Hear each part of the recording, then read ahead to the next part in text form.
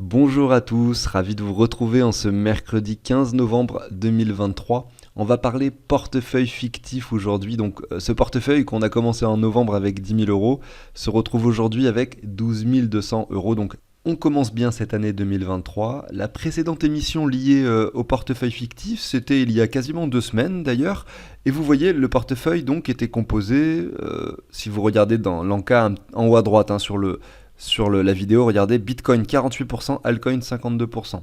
Je n'ai rien fait de plus sur ce portefeuille depuis finalement 2 semaines. J'ai fait aucune modification. Sauf que maintenant, on est sur 50% Bitcoin, 50% Altcoin. Tout simplement parce que le Bitcoin a plus performé que les altcoins, donc ces 2 dernières semaines.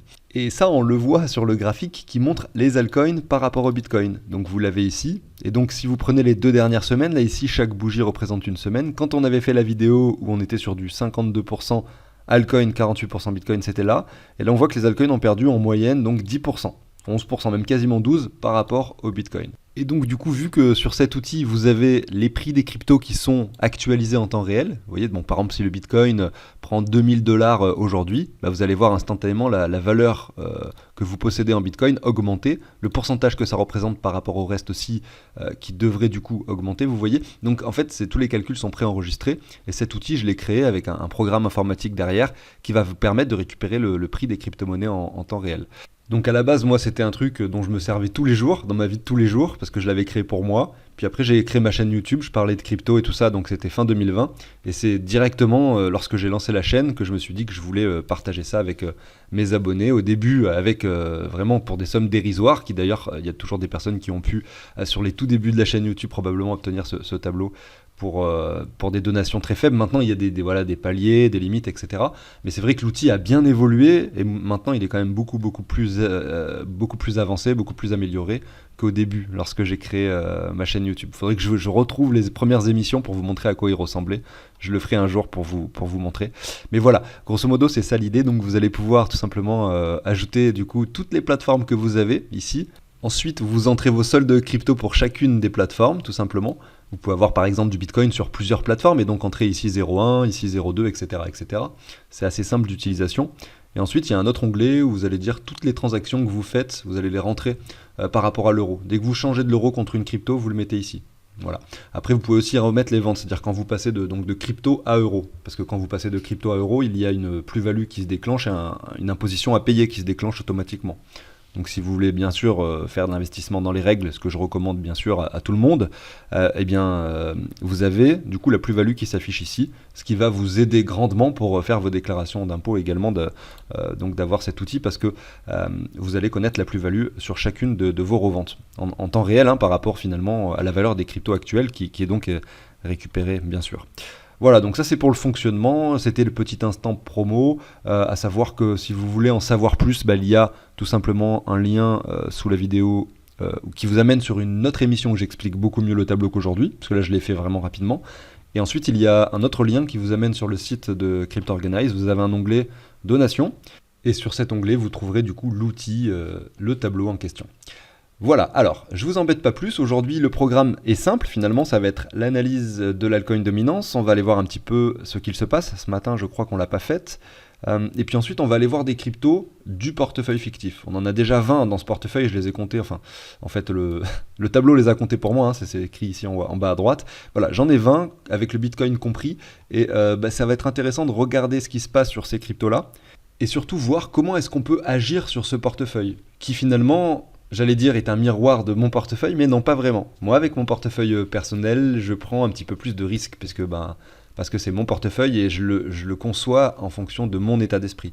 Là, j'essaye de faire un truc un peu tout public, et je vois qu'en fait, c'est peut-être pas plus mal, parce que sur mon portefeuille perso, finalement, j'ai moins de Bitcoin. J'étais plus à risque avec plus d'altcoin, et je vois que peut-être j'aurais peut-être dû finalement faire du 50-50, comme sur ce tableau, puisque en ce moment le Bitcoin est en train de monter en solitaire et c'est probablement pas terminé. D'ailleurs, je serais curieux de savoir un peu, ça mériterait sûrement un sondage d'ailleurs, plutôt que de vous le demander en commentaire. Je vais faire un sondage pour savoir si vous êtes plutôt Bitcoin en ce moment, ou plutôt altcoin, ou si vous avez plutôt du fiat, un peu comment est réparti votre portefeuille. Bon, on va commencer aujourd'hui, donc je vais me mettre ici. Voilà, on a tous les coins du portefeuille fictif que j'ai répertoriés sur TradingView, et puis je les ai par rapport au dollar et par rapport au Bitcoin. J'ai envie de voir celle qui chute le plus. Voilà, donc déjà, ADA, c'est plutôt intéressant. Enfin, en tout cas, le graphique est intéressant puisque on voit qu'elle participe grandement à cette chute de l'altcoin dominance, puisque par rapport au Bitcoin, elle est en train de chuter assez fortement. Regardez, moins 10% à peu près. Moi, la question que je me pose, c'est qu'est-ce qui va se passer là sur cette altcoin dominance? Qu'est-ce qui va se passer, quoi? Parce que c'est-à-dire que là, on a cette bougie de cassure, vous voyez. Ah oui, je voulais faire ça, cette explication pour les personnes qui me posaient la question ce matin, non, hier, je crois, dans les commentaires. Comment est-ce que je fais pour avoir ce graphique? En fait, pour avoir l'altcoin dominance, vous faites tout simplement la capitalisation, alors je supprime tout, vous faites la capitalisation des altcoins, c'est-à-dire total 2, tout simplement, et ça, vous le divisez par le prix du Bitcoin, donc BTC-USD. Là, vous avez l'altcoin dominance, tout simplement. La voici, le graphique n'est pas exactement pareil que celui que je vous ai montré juste avant. Moi, ce que je fais, c'est que finalement, au total 2, eh bien, j'enlève la capitalisation de l'Ether. Donc je fais total 2 moins ETH, et en fait vous voyez là le deuxième truc c'est market cap ETH, vous le sélectionnez, ça rajoute du texte en fait. Après vous faites moins encore et vous mettez BNB. Moi je supprime aussi la capitalisation du BNB. Et ensuite voilà ce qu'on obtient. C'est donc... Ah ben non, là il y a une erreur. Et il faut mettre des parenthèses. Donc voilà, je fais bien de le refaire avec vous. Donc il faut mettre des parenthèses évidemment, sinon ça marche pas. Et voilà, donc là vous avez le graphique de l'altcoin dominance, mais en ayant soustrait les deux plus grosses capitalisations après le Bitcoin. Parce que en fait, vous avez le Bitcoin à 485 milliards, l'Ether à 204 et le Binance Coin à 49. C'est les trois plus grosses cryptos. Entre ça, on voit c'est des stablecoins. En dessous, il y a Ripple à 18, et derrière, vous avez 11, 10, 9, etc. Tout le reste, c'est un peu collé. Et donc, c'est pour ça que je retire un peu ces deux-là, parce que pour moi, elles sortent du lot. C'est des altcoins, c'est vrai, mais elles sortent du lot. Elles sont pas comme les autres altcoins. Pour moi, elles sont forcément moins volatiles, plus capitalisées. Elles ont plus d'importance, en fait. Voilà, elles ont plus d'importance. Le Bitcoin est la crypto qui a le plus d'importance aujourd'hui, mais derrière, on a l'Ether et le Binance Coin qui s'imposent quand même un petit peu. Voilà, et qui, à mon avis, et bien sûr, c'est de la spéculation, je pense que c'est possible qu'un jour on ait un Ether qui dépasse le Bitcoin, peut-être dans 4, 5, peut-être ça prendra 10 ans, je sais pas, on verra. Mais voilà, en tout cas le graphique de l'altcoin dominance il nous montre ça. Et si je prends en compte du coup les clôtures, c'est vrai que on a cette ligne qui vient chercher cette clôture, cette ligne qui vient chercher celle-ci. Mais vous voyez que c'est pas très très précis. Donc c'est difficile parce que regardez, si je prends en compte cette fois-ci les bougies, donc les mèches, pardon, vous voyez que là, regardez, je me positionne sur l'extrême sud de cette mèche, vous voyez, pareil ici, on la touche pas celle-là, et ici vous voyez qu'on est venu la casser par le bas sur la mèche, mais autant on peut clôturer la fin de la semaine dessus, vous voyez, rebondir, on n'a pas encore ce breakout propre et net que l'on aimerait voir sur l'altcoin dominance. Il faudrait que ça chute encore un peu plus finalement, pour visualiser pourquoi pas une réelle cassure. Maintenant, il faut attendre la fin de la semaine aussi, voir où est-ce que la clôture mensuelle se fait. Tout simplement, clôture hebdomadaire, pardon. Voilà, ça c'est le graphique de l'altcoin dominance. Et donc pour moi c'est simple, je le traduis comme étant ce graphique une incertitude. Voilà. Hier quand je l'ai vu, je me suis dit ah cool, on est en train de breakout. Mais après quelques heures de réflexion, en fait, il suffit de regarder un peu mieux le graphique pour voir que c'est encore trop léger comme breakout, tout simplement. C'est trop léger. On peut se positionner aussi sur le plus court terme. Donc je peux aussi supprimer ces deux lignes long terme qui sont très intéressantes. Et m'intéresser au plus court terme. Parce que là, ça touchait pas de façon très précise les clôtures. Et si on va du coup sur juste cette partie-là de graphique, que je me mets ici en ligne, je prends cette clôture-là, vous voyez, on est de façon très précise dessus en ce moment. Donc voilà. Déjà, si on a ce breakout-là, de cette ligne-là, déjà, c'est pas mal, quoi. Ça nous permettrait d'avoir aussi cette confirmation supplémentaire. Donc, aujourd'hui, je pense que ça vaut le coup quand même, pourquoi pas, d'aller alimenter un peu plus ce portefeuille avec des altcoins. On est à 50-50, mais on est sur un gros point de support. Il ne faut pas l'oublier, là c'est un gros point de support. Voilà. Donc je retourne sur ADA.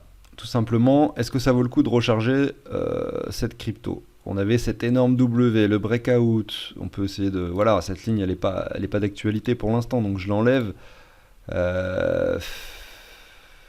C'est compliqué comme décision, ça me donne envie de réfléchir un peu plus que juste dire oui, il faut acheter du ADA ou pas, puisqu'on voit que par rapport au Bitcoin, on est sur une tendance baissière, on fait encore un nouveau bottom avec ce qui est en train de se passer maintenant, Et la question c'est jusqu'où est-ce que ça va descendre en fait.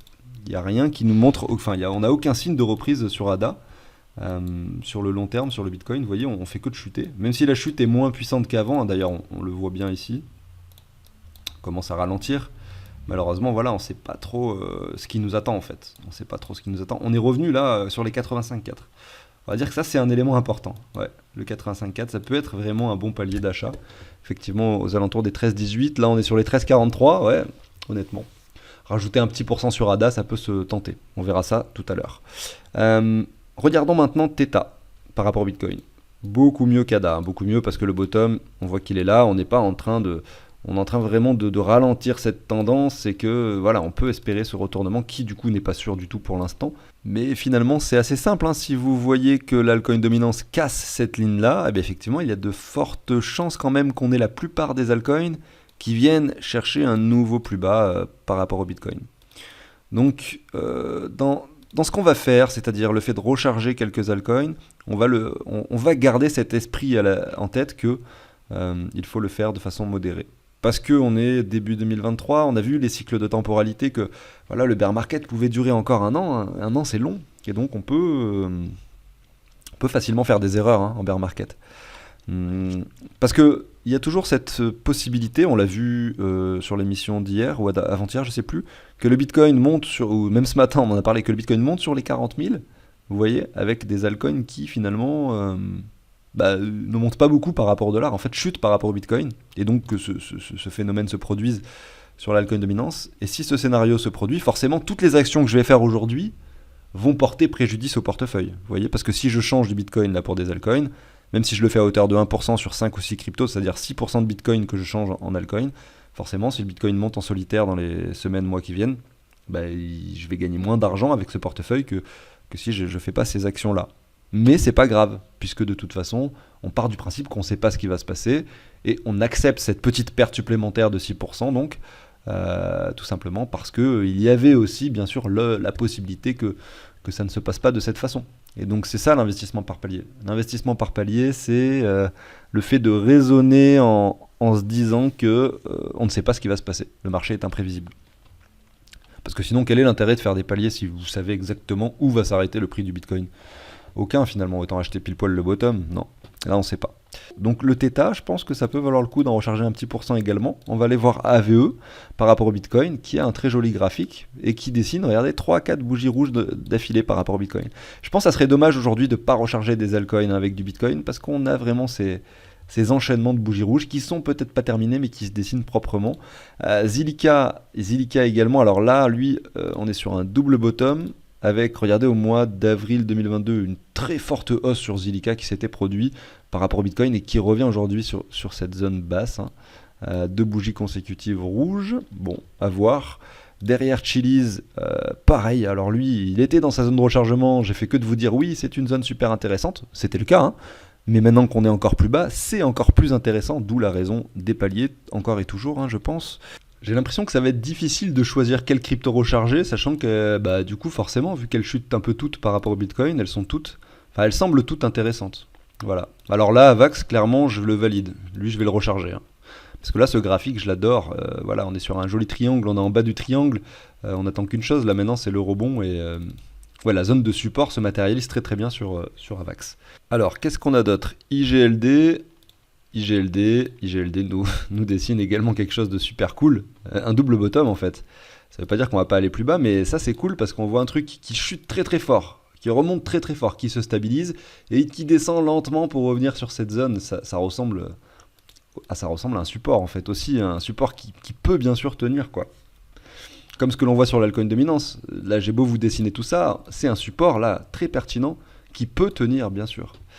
Voilà. Donc IGLD, je valide. Alors je valide Avax, IGLD. J'avais ADA que je ne vais pas valider parce qu'on était sur la tendance baissière. Theta, Zilliqa, bon pour l'instant je me concentre sur IGLD et Avax. On va voir VeChain, qu'est-ce qui se passe? Ah, VeChain, attention, il nous dessine peut-être bientôt un nouveau plus bas. Et on voit que c'est assez violent cette chute sur VeChain. C'est assez violent quand même là. On a cette ligne, regardez, on peut se mettre cette ligne, alors on va se mettre en clôture. Voilà. On est en train de voir voilà, ce qui va se passer si on clôture sur les prix actuels, donc sur VET, BTC, ça va pas sentir forcément bon pour les semaines qui viennent. Malheureusement pour les pros VeChain, hein, ceux qui adorent ce projet. J'en fais partie d'ailleurs, hein, je suis un éternel optimiste pour ce projet. Mais le graphique, voilà, il nous laisse penser que c'est peut-être pas pour tout de suite. Mais voilà, après, je suis peut-être un peu en train d'exagérer. On est toujours, hein, regardez, sur les mèches là.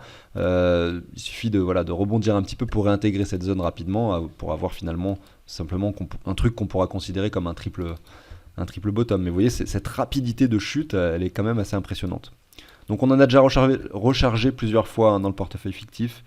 Regardez le VeChain, il y en a un pourcent, mais je crois qu'on a rechargé 2 fois. Je vais pas m'en préoccuper, hein, aujourd'hui, du coup, vu du graphique.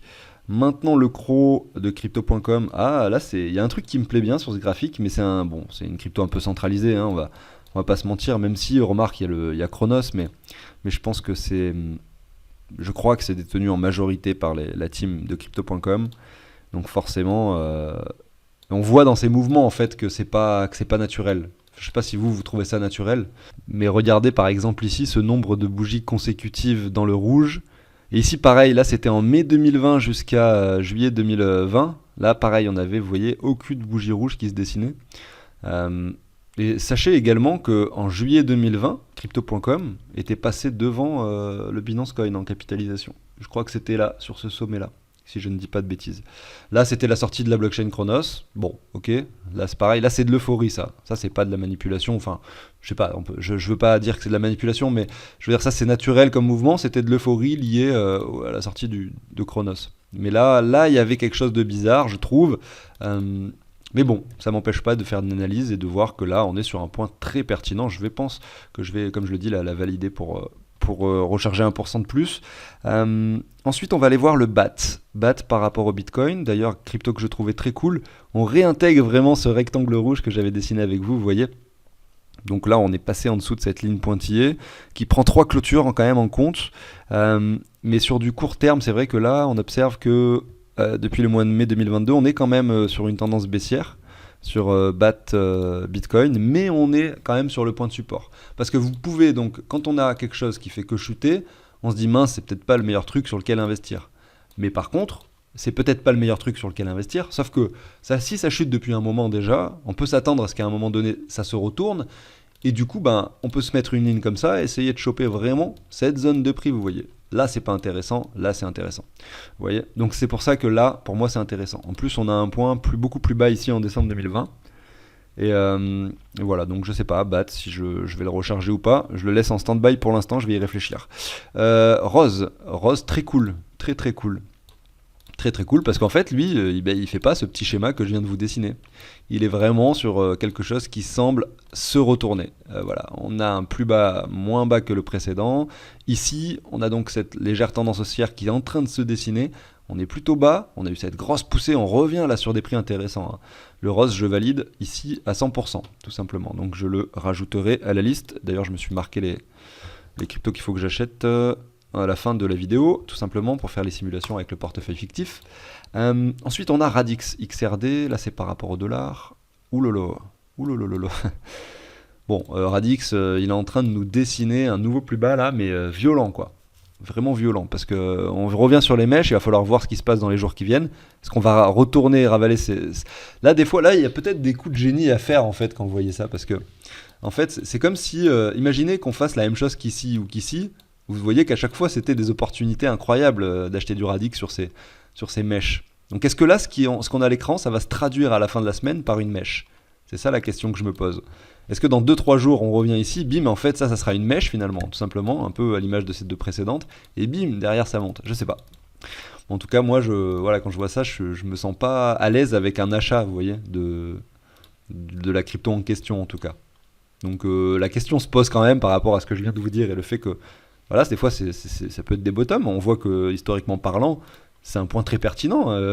Le niveau sur lequel nous sommes, ouais, c'est un point pertinent quand même. Parce que c'est un bottom, c'est un point bas, c'est une zone de support, oui. Mais le graphique fait peur, hein, en lui-même, hein. Vous voyez ici. Maintenant, on peut le voir. Attendez, je l'ai ici. Par rapport au dollar, le Radix, quand même, c'est intéressant. On revient sur les 78,6, les 0,8.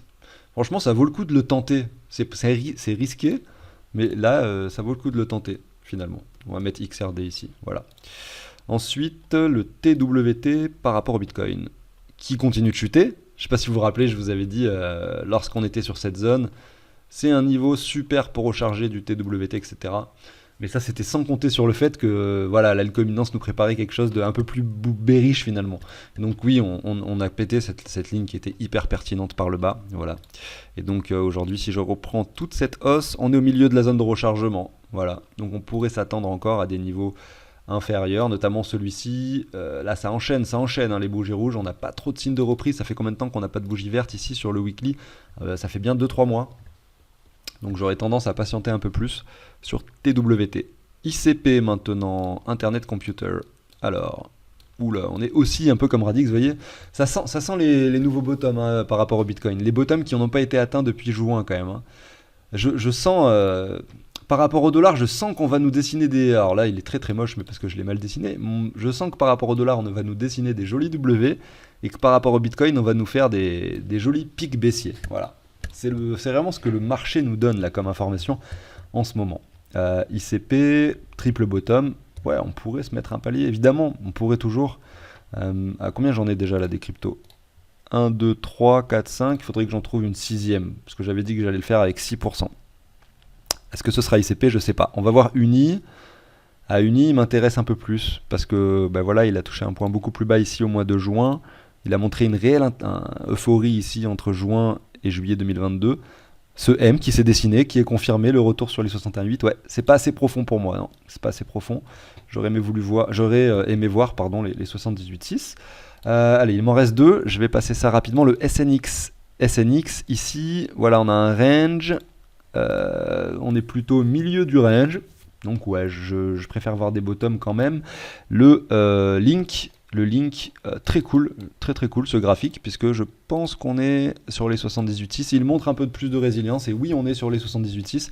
Je valide, voilà, j'ai trouvé ma Citizen Crypto, même si des fois, voilà, j'ai pris quand même le risque avec Radix, je pense, parce qu'on est vraiment sur un gros point de support. Mais les autres, voilà, on voit que j'essaye de prendre quand même moins de risques, parce qu'elle se montre plus résiliente que les autres par rapport au Bitcoin.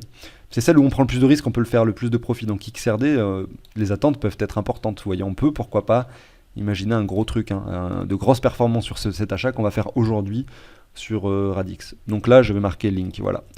Donc comment je vais faire? Je vais le faire en off, je vais pas vous saouler avec ça. On va simplement du coup aller sur le portefeuille, je vais en faire une avec vous pour vous montrer comment ça marche, notamment pour ceux qui sont intéressés par cet outil d'investissement et ce tableau, vous allez comprendre un peu... le fonctionnement, et vu que moi je le fais de façon fictive, je vais devoir faire un petit calcul. Sinon, en fait, il suffit simplement de rentrer les soldes crypto, comme je vous dis, en fonction des plateformes, sur l'onglet ajout des plateformes et des coins. Voilà, vous allez dire, voilà, sur Binance, j'avais par exemple 0, enfin, je dis n'importe quoi, mais 25 Radix, et maintenant j'en ai 50, donc vous allez simplement changer la valeur, et enlever le Bitcoin que vous avez vendu. Moi, je vais devoir faire le calcul, puisque je la fais pas vraiment, la transaction, donc je peux pas vérifier les soldes, du coup... je vais prendre, tiens, on va commencer par Radix, et l'idée c'est de recharger 1% de plus, donc c'est à dire pour faire 1%, c'est simple, je regarde le total, j'ai 12 000, donc là on va raisonner en dollars, 12 788 dollars, donc 1%, grosso modo c'est 127 dollars, donc le calcul il est facile.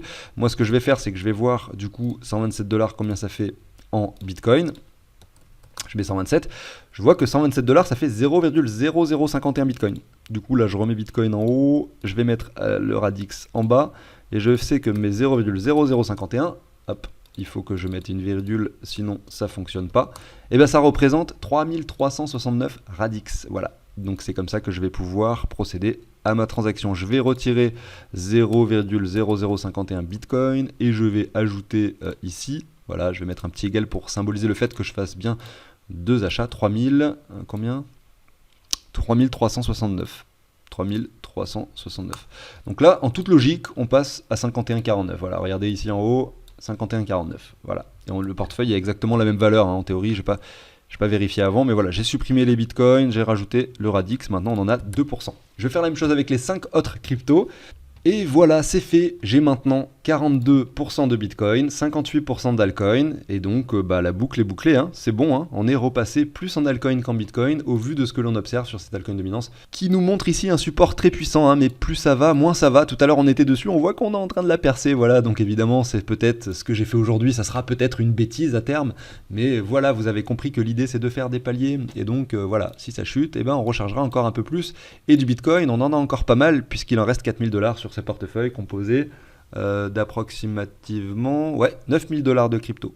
Donc on a quand même 30% de Bitcoin, et puis on aura toujours de l'Ether et du Binance Coin, qui bien sûr sont moins volatiles que la plupart des autres crypto-monnaies parce qu'elles sont plus capitalisées. On pourra aussi s'en servir pour acheter des altcoins à risque lorsque l'altcoin dominance sera très très basse, tout simplement. Si jamais elle est très très basse un jour, voilà. Il va falloir suivre ça avec attention en 2023. J'arrive sur la fin de l'émission. J'espère que ça vous a plu. Si c'est le cas, merci à tous de m'avoir écouté. Pensez à l'abonnement, au like si le contenu vous plaît. Je vous souhaite une excellente journée. Moi, je vous dis à demain. Ciao tout le monde.